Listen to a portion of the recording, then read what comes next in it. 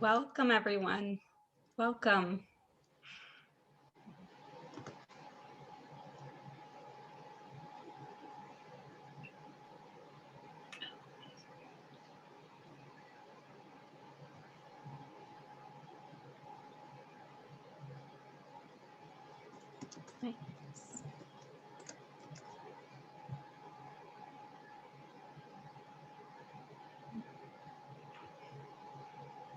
All right, a couple more still joining.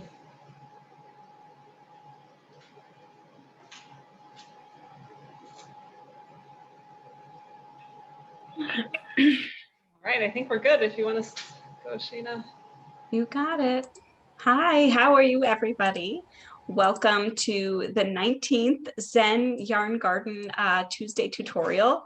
Today, we will be talking about brioche increases and decreases. And my name is Shayna Billow. I'm a knitting instructor and knitwear designer from Northern New Jersey. Right now, I am tuning in from the Jersey Shore, Long Beach Island, and it's a rainy day here, but it's sunshiny with all of you. So I'm really glad to be here and to be sharing some information on brioche increases and decreases. Feel free to put any questions you might have in the comments section in the chat box, and I will be happy to answer them or demonstrate anything I can. And I would also like to introduce Suzanne, who is co-hosting with me. Hello. Hi, guys. Yeah, I'll be keeping an eye on the chat and letting Shayna know if there's any questions. So feel free to put those there or raise your hand. Let us know. So let's get started. Here we go. I will switch over my camera. All right. So for those of you who have been following along with the brioche tutorials, we did a 2-color brioche session. I did one 2 weeks ago where I demonstrated how to work 2-color brioche, and this was my little sample from that. I know last week there was another brioche workshop. I think that was working brioche in the round. Today we're talking about increases and decreases, so creating shaping. With brioche stitches, we have these 2 columns that are adjacent to one another. We have the Burke, the brioche knit column, and the yarn over slip. The brioche knit and the yarn over slip, the brioche knit, the yarn over slip.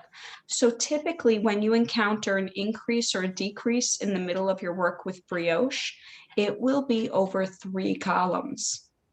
So what typically happens with a brioche increase or decrease is that you turn 1 stitch either into 3 or 5, or you turn 3 stitches into 1. And this is to maintain the order of your columns. So here I would turn a brioche knit and a yarn over slip and a brioche knit all into 1 brioche knit stitch to decrease. I'll get to decreasing in a second, actually. Let's start with increasing because that's a lot easier to work than the decreases. And it'll give us more space in the fabric for seeing the decreases. So here's my selvage stitch. I'm going to work yarn over slip and brioche knit. Those are just our regular brioche stitches, yarn over slip and brioche knit. Yarn over slip, and now here I'm going to increase. I'm going to work a brioche knit just like this. So I'm burking those 2 stitches together, and then before I take it off the needle, I'm going to wrap the yarn over my knitting needle again, and then work another brioche knit into that space. So here I've turned 1 column of stitches into 3. All right, and I'll show you on the next row, I'll show you how it opens up. And I'll do another increase here, actually, right here. So I'm getting to my Burke column, my brioche knit, and I'm working into the brioche knit. And then before I take it off the needle, I'm going to work a yarn over and then another brioche knit. So often you'll see that instruction in your patterns as Burke yarn over Burke. If I wanted to, I could also yarn over again and brioche knit into that same stitch. And now I have 5 stitches coming out of this space. So 1 stitch turns into 3, 5, 7, 9. I mean, you can really go wild with it. Certainly, if you're putting a lot of stitches on the fabric, you will end up with a little bit of a ruffle. but you can play around with that. So I'm just getting to the end of our row. Okay, and so now I have these spots here where I've got a few extra of my multicolor light stitches, and I'll show you how they're worked on the next row. So here I've got my blue color that I'll be using next, and I'm just going to work here. I've got another Burke row with my blue. So yarn over slip, and here's a brioche knit. Yarn over slip, brioche knit, yarn over slip. So these are all regular stitches so far. And now right here, I've got my first increase. So I'm going to treat these stitches as though I was doing a setup row over them. So my next stitch, I just did a Burke right here. My next stitch would be a yarn over slip. So I'm going to do that. Then I typically would do a Burke next, but since this is my setup row, so to speak, I'm just going to knit that stitch. Then my next stitch would be a yarn over slip. And then since I can't really Burke, I'm going to knit. I don't have that yarn over slip there yet. And then I'm going to work this yarn over slip, and voila, I'm back to a Burke. So I'm still alternating those two stitches, yarn over slip and Burke, yarn over slip, Burke. But since I didn't have those additional yarn overs, instead of working a Burke, I just knitted. All right, so here we go. I'm back at another increase here. So I'm going to yarn over slip. My last stitch was a Burke. I'm going to yarn over slip, knit one, yarn over slip, and now here I am back to my regular columns. I'm going to Burke, yarn over slip, Burke, yarn over slip, Burke, and then knit my selvage. So here I've increased. It's a little easier to see on this side, and I'll do a couple rows past this so everybody can see what we've got going on here, how these really open up. But essentially, if you're working your increases or decreases inside of the row, you need to think in terms of columns of 3s and 5s. So you're either bringing 3 columns into one or turning 1 column into 3 or 5. That's how it works so that you can maintain this alternating rib, vertical rib of the brioche. Okay, so my next row is cream. I want to do a couple rows quickly, just 2 rows of my brioche pearl, and then you'll be able to really see how these stitches are looking. And then we'll work on some decreases together. I can show you, I'll show you a right leaning decrease and left leaning decrease. If you were increasing or decreasing at the side of your work, that's where you can decrease in multiples of 2 instead of the 3, but anywhere in the middle, in order to maintain that brioche pattern, you have to work in odd numbers. So brioche pearl, yarn over slip, brioche pearl. I'm a continental knitter. I'll do my next brioche pearl row in English style. Okay. And then I think once I've done another row, you'll really see how those increased stitches open up. But this is, it's so fun to increase in brioche. The stitches just look beautiful. Oops. Okay, so I'll do English style and the brioche pearl row. So I'm burping, brioche pearl, then yarn over slip and burp again.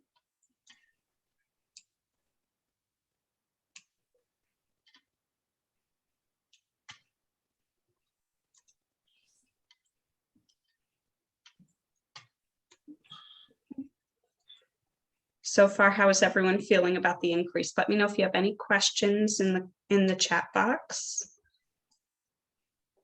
And I can certainly show you another increase as I do the decrease rows.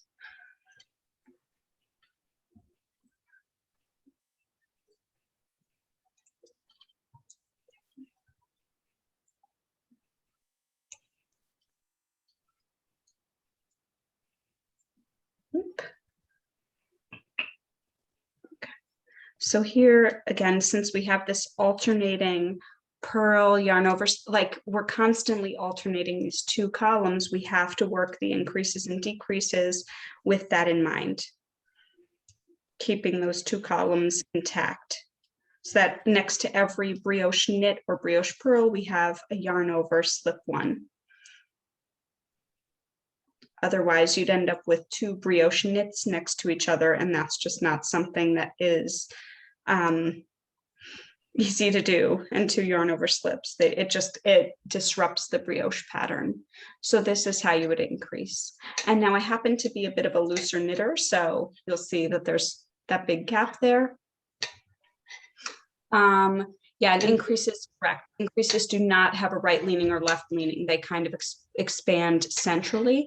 If you wanted this to look like it was right leaning or left leaning, and you were stacking increases on top of one another, what you would do, say you wanted it to look like it was right leaning, you would work across the stitches to this spoke. Like, let's pretend it's a spoke of a wheel. You would work across to this stitch and then increase the 3 there. So in essence, you're opening it up. You're opening up your 1, 2, 3, 1, 2, 3, 1, 2, 3. Then they lean sort of to the right. Here's my center stitch. And then if I always increase along the left spoke, the stitches go to the right. Whereas if I were to increase along the right spoke, it would look like it's going to the left. I hope that helps, Mariana. All right. So yeah, that would be some of the increased stitches. And then and then Suzanne, I don't know if we should take our commercial break, and then I will show everybody the decreases. Yes, we'll switch over here. I'm just going to show you a couple of brioche projects that we have on the Zen Yarn Garden site. And we do have a discount code for you today too. So the discount code is displayed now. There it is. Today it's easier, I guess. Today it's just basic. So that will get you your 20% off of anything on the site. And I am going to share my screen now and show you the Make Waves cowl. This is, last week we did the brioche in the round with the syncopated brioche, and that's what this pattern has. So this one, you can see the color changing. There's no increasing or decreasing on this pattern, so this is a little bit simpler. But we also have to show you the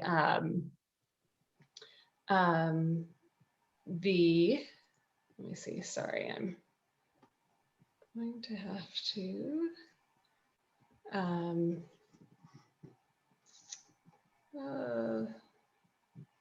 okay, there we go. Sorry. Next one is the Simultaneous Contrast Cowl, and that one does have some increasing and decreasing. So this one, even though it has the increasing and decreasing, it's still a fairly simple pattern, just because you're always kind of doing the same thing, either increasing or decreasing. So it's still one that you could tackle, especially today, when we're learning all about these decreasing. So, and this is a kit. It's offered in DK weight. Both of these kits are DK weight yarn. So, and remember that 20% off is good on everything in the Zen Yarn Garden site, including we have a knit along coming up for the VT, I think it's called, and yeah, so that's a lot of fun. Take a look at all those things, and I'll let Shayna take us back to the skills. Hi again, everyone. All right, welcome back from our commercial break. I'm going to show you now how to decrease, and we'll work a right slanting decrease and a left slanting decrease. And here again, I know I sound like a broken record, we're going to be turning the 3 columns into 1 in this decrease. So keep that in mind. So anytime you're going rogue from your pattern or just fooling around with different types of stitches that you want to do with brioche, just keep in mind that you have to turn 3 columns into 1. And I'm sorry for my puppy in the back barking a little bit. Sorry about that, everyone. All right, so here we go. With this, what I'm going to do is get to my first brioche knit column. So I'm going to turn these columns, these three, 1, 2, and 3 into the 1. So I'm going to get to my first column. This is a left slanting decrease and slip 1 knitwise. Then what I'm going to do with these second 2 columns, so where I would typically work a yarn over slip and a brioche knit, I'm going to work the 3 of those together, the 3 of those loops together. Okay. Then what I'm going to do is pass over that slipped stitch. So you'll see here this decrease slants to the left. The stitch that lays on top is this one here, and it's going to the left, like so. And you'll also notice here I have my yarn over slip. This takes the place of a burk, and I'm back to my yarn over slip. So I'm still in that 2-stitch pattern, that repetitive pattern where I've got my yarn over slip and then my burk, my yarn over slip and then my burk. So nothing has been interrupted except for the stitch count here in my stitch pattern. And then I'll get over here, I'll do 2 more stitches, and then we'll work a right leaning decrease. So this one's a little bit different.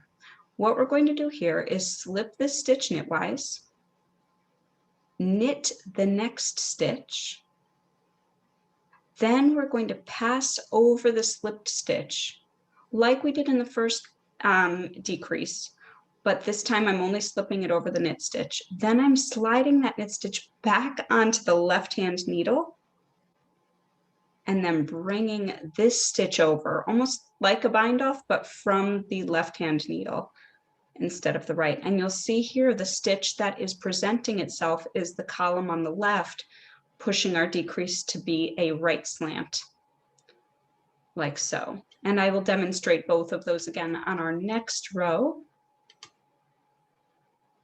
so that you can get a sense of what's going on with them. But there they are, just to see them kind of sitting back here.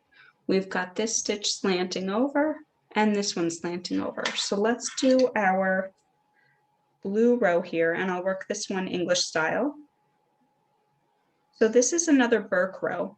The decreases are all done, the ones that I'm showing you today are all done on burk rows. It is possible, oops, pardon me. It is possible to do the decreases on purls, but today we're covering this. This is the basic, the knit stitch. So here we go, we'll decrease here. We'll do first the left leaning decrease. So I'm going to slip one group of stitches, right? This column, if you will, where I typically would have burked. I'm slipping that over. Then I'm knitting the next 2 columns together. So what would have been a slip yarn over and a burk, I'm knitting those 2 together. And then I am passing the slip stitch over. So this is like a slip 1, knit 2 together, pass slip stitch over, decrease. So it's sort of familiar in that way. Okay, so here we go. I'll just get closer to the other edge and we'll work the other decrease.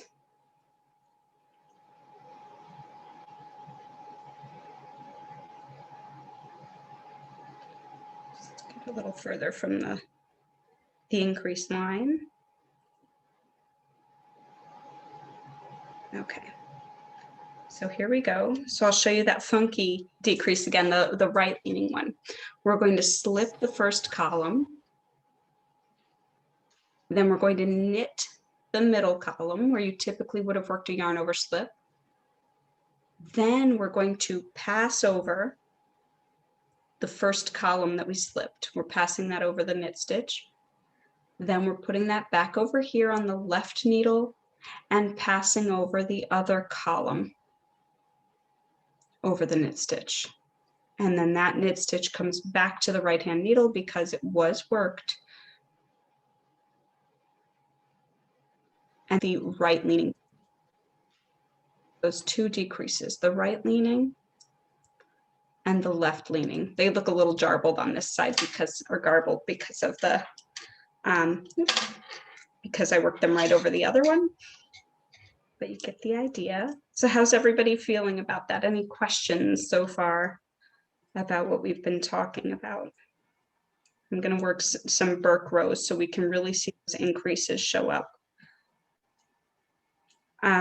You can make beautiful chevrons with these patterns just by placing a marker to indicate where you want to have an increase and a decrease line.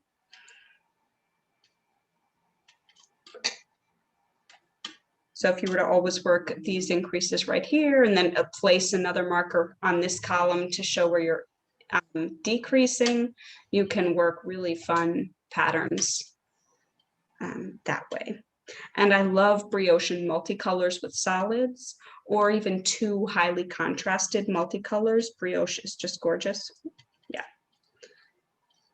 So they work really well. Brioche works really well in the Zen yarns. I would definitely recommend playing with some of the Zen yarns with your brioche. We just had another question maybe you can answer as you're going along about working the decreases on both sides.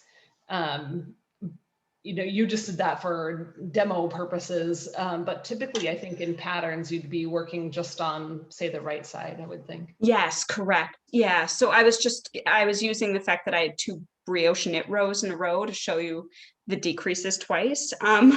But here, I mean, if I were working, say, a sweater with brioche and I was working decreases, I would mirror them on each side. So I would work the left slant on one side and the right on the other, just to have mirrored decreases, because I think that's lovely in general. Yeah, and so I would definitely do that if that's what you mean, Mariana. But you don't have to decrease on right side and wrong side. Typically your pattern will just have you decrease on the right side row for a pattern.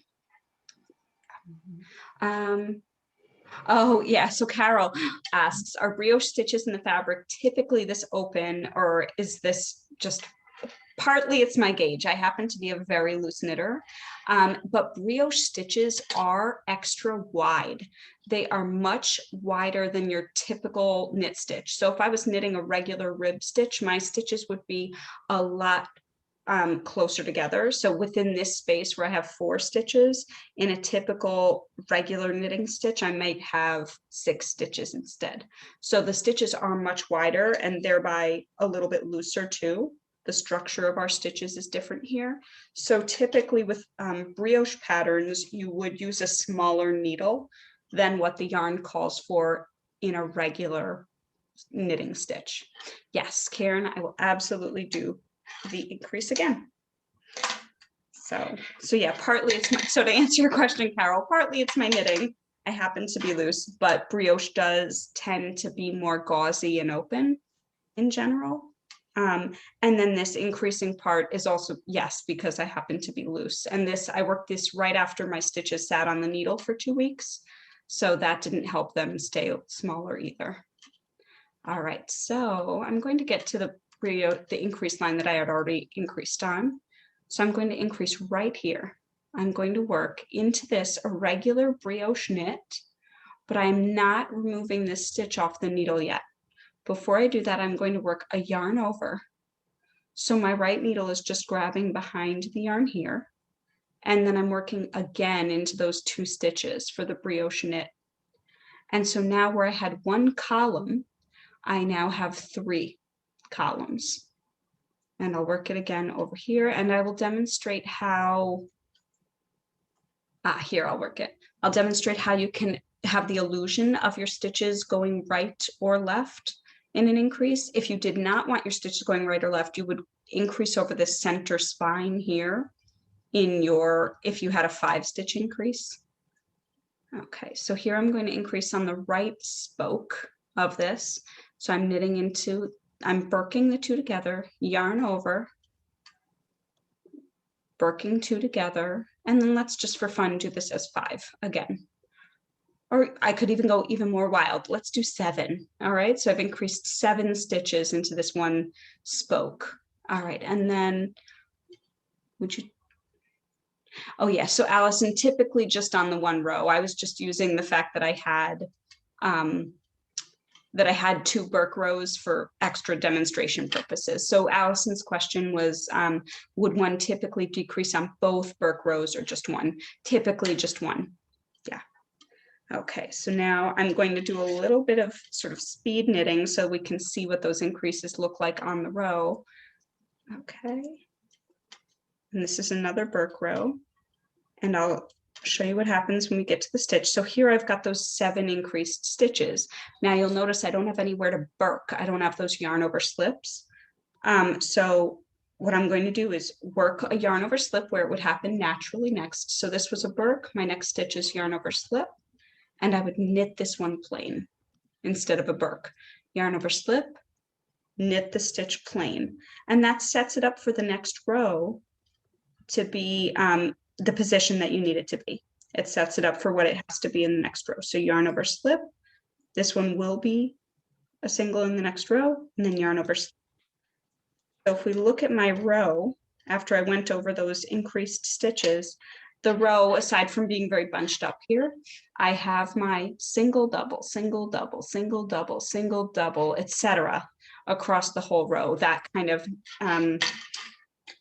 quintessential brioche pattern. I've got that going on. So I replaced that after working those increases.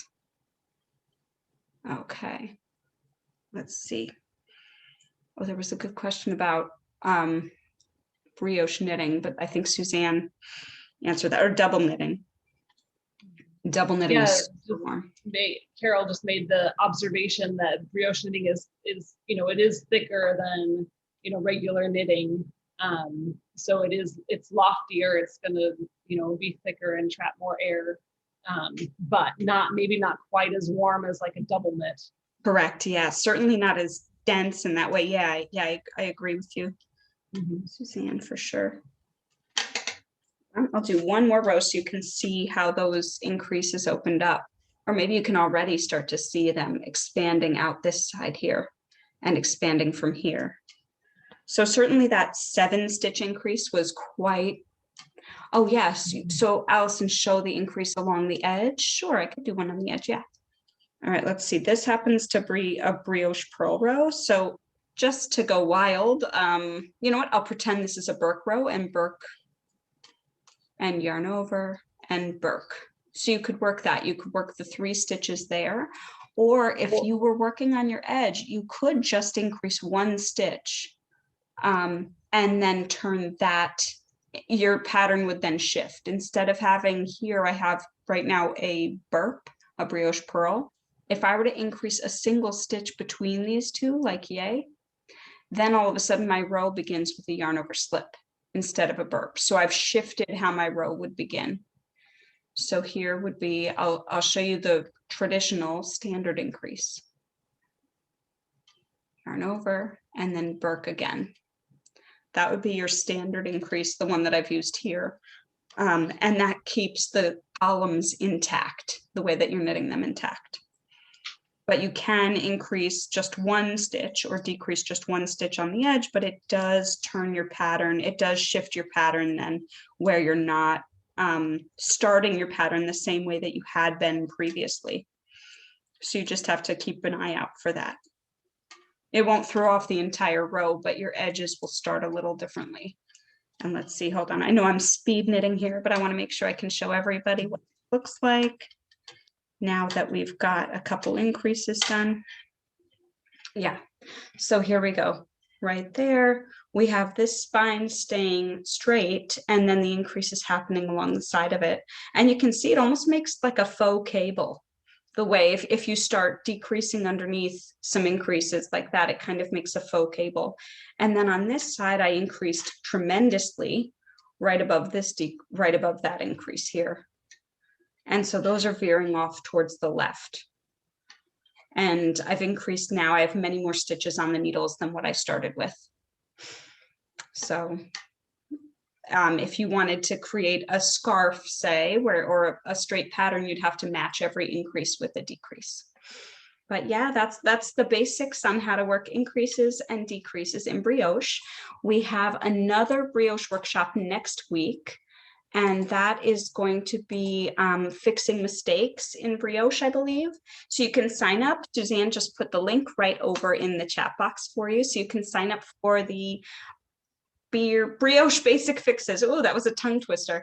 Brioche Basic Fixes. Yeah. And that'll be our tutorial next week. And I so appreciate being here with everybody tonight.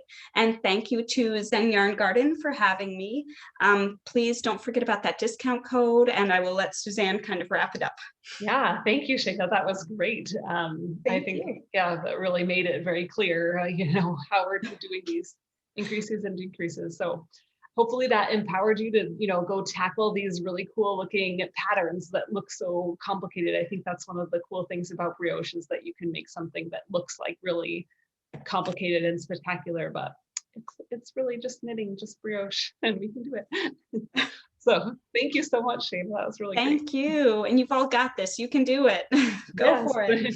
And remember that these are all recorded. So if you missed any of the previous Brioche, sessions, or you want to refresh on this one, you can find those recordings, and you will get those recordings, and be sure to click on the links that we've been posting in the chat, so that you can get those later if you want to. But thanks so much, everybody. Thank you. Happy knitting.